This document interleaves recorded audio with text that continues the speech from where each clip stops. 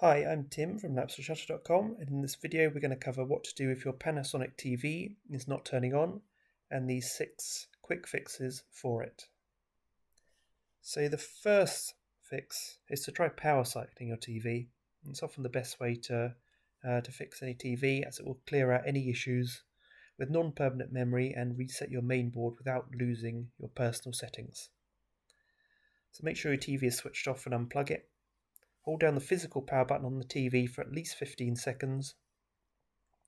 Wait for at least 2 minutes for any residual power to drain from the TV's capacitors. And then plug your TV back in and try switching it on. Although this seems a very basic step, don't overlook it, because in the vast majority of cases, a simple soft reset fixes most issues.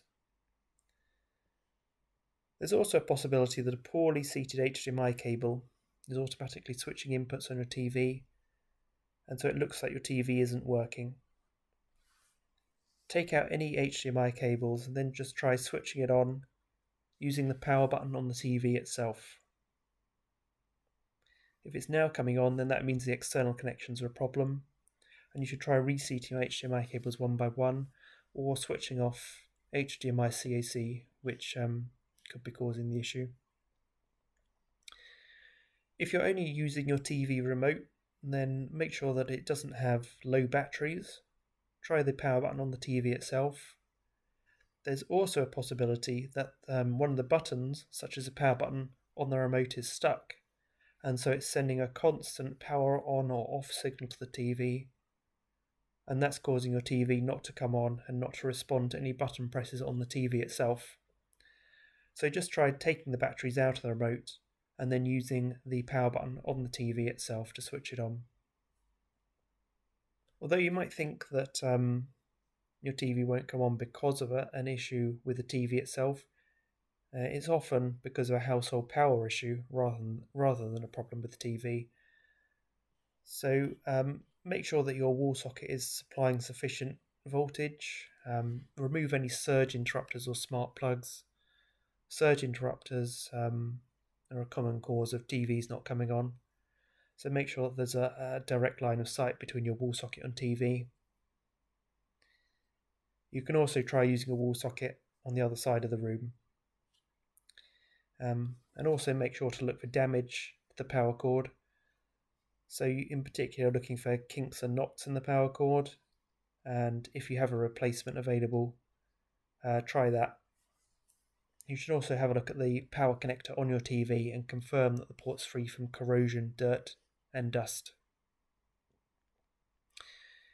Now, if your TV is not turning on but the standby light is on, then the issue is either a more serious one, so likely to either be a main board or power board failure, or possibly a backlight failure.